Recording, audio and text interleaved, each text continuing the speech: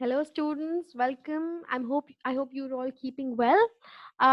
So with this, now we will start with the next chapter, and we will start with geography today, right? So we're covering the chapter, at least half of the chapter. We will be covering the globe, latitudes, and longitudes, right? So let's begin now. What is a globe, students? A globe is a spherical representation of the Earth. It is a miniature model, right? So globe, as you can see here, right? So globe is a miniature model. It is a spherical representation of the Earth, right? And students, globe helps us to locate places on Earth, right? You can find places, but for that, to for you to be able to find a place on the globe, there are three things that you need to know, right? And understand for you to locate a place on globe, right? So you have the axis, the equator, and the poles, right? These are the three basic things from which we begin. So let's for, right. So again, it says that for the beginner's guide to locate a place on the globe, you need three things. You need to know of three things: the axis, the poles, and the equator. Now, axis, the Earth spins or rotates around an imaginary line, which is inclined at an angle of 23.5 degrees, right? Then you have the poles.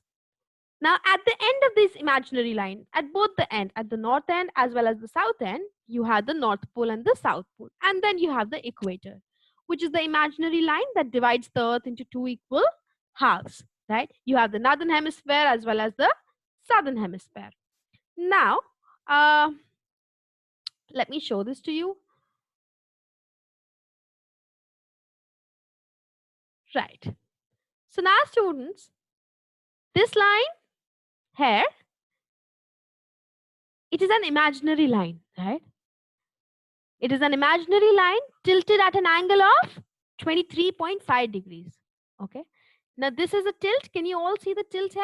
So this is tilted at an angle of 23.5 degrees, right?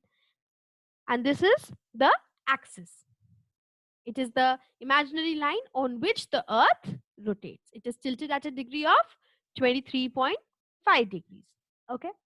Next, what you have is, students, the south end of this axis is the South Pole, and the north end of this axis is the North Pole, right?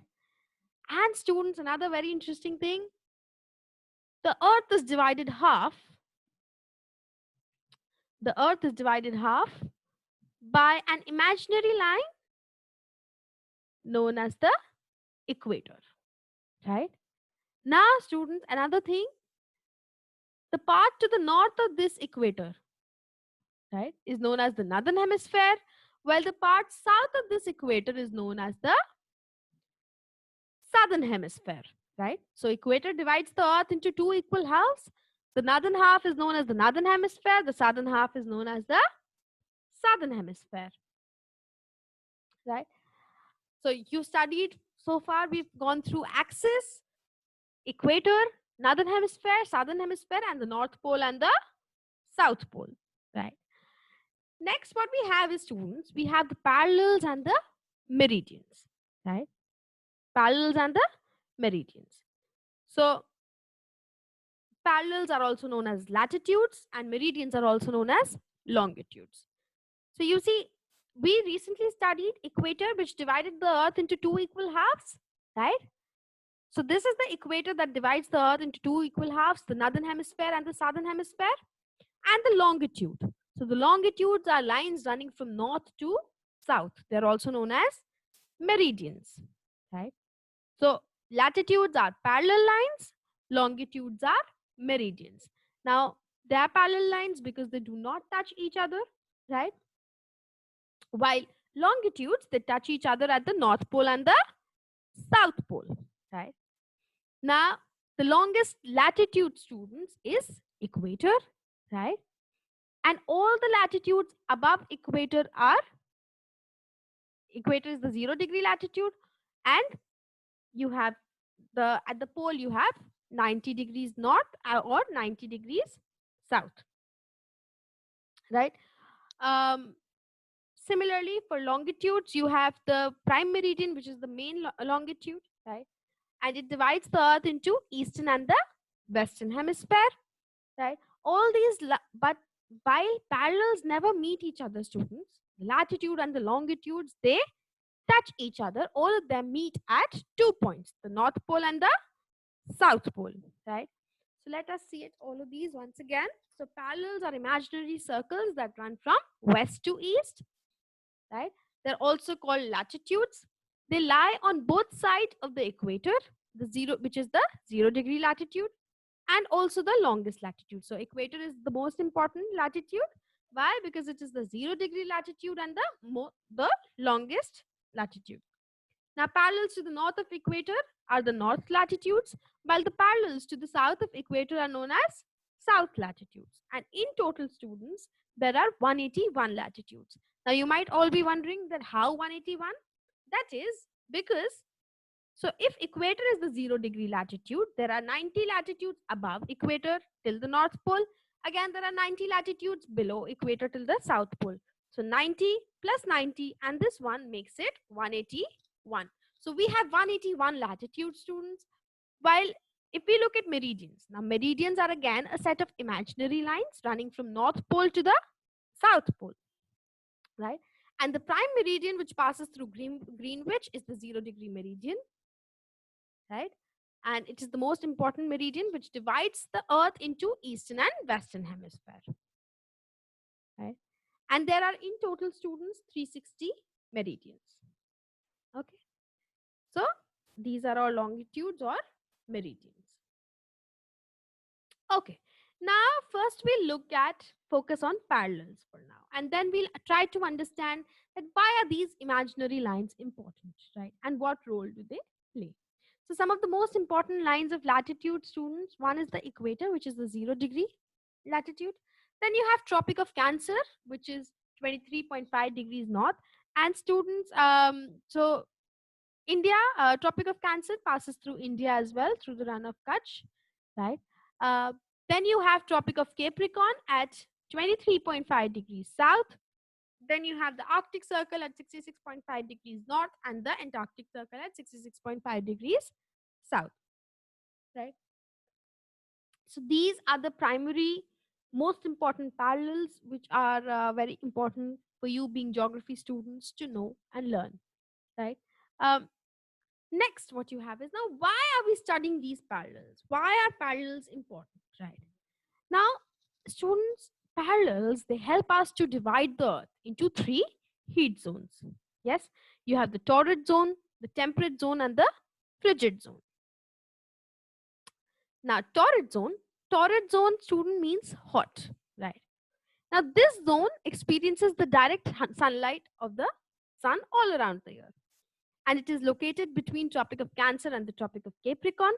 Okay, so it is around the equator between Tropic of Cancer and the Tropic of Capricorn, and very hot throughout the year because it experiences direct sunlight. Then you have the temperate zone. Temperate zone receives slant rays, right, students? So because it receives slanting rays of the sun, therefore there is less heat, right? And there are two temperate zones, above and below the equator, right? So north temperate lies between Tropic of Cancer and the Arctic Circle, while the south temperate zone lies between the Tropic of Capricorn and the Antarctic Circle. Then you have, students, the frigid zone. Now frigid means cold, right? Now places around the pole, they remain frozen throughout the year, right? For six months they don't even receive sunlight. Okay, so there are two frigid zones, the north frigid zone and the south frigid zone.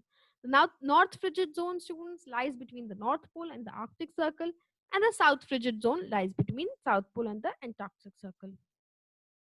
Now, just to help you mark it out, I will use this diagram to show you where each of this lies. So, right. Now, students, this is the equator. This is the topic. This is Tropic of Capricorn and Cancer, and this is Tropic of Capricorn. So the area between Tropic of Cancer and the Tropic of Capricorn. Around the equator is the torrid zone, right? Then you have the temperate zone. Now, this area between Arctic Circle and Tropic of Cancer is the north temperate zone, while the area between Tropic of Capricorn and the Antarctic Circle is the south temperate zone, right? And lastly, what you have is the frigid zone. These are so snow capped throughout the year, right? So you have the north frigid and the south frigid. Arctic Circle to the North Pole, between Arctic Circle to the North Pole, you have the North Frigid. Between Antarctic Circle and the South Pole, you have the South Frigid zone, right? So torrid zone, temperate zone, North Frigid zone, South temperate zone, and the South Frigid zone, right? So these are the heat zones, and this is the reason why these particular lines of latitude are very important for you to understand, right? Uh, so with this, we complete first part of a chapter. Thank you so much. I hope you've understood, right? And see you soon with the next tutorial.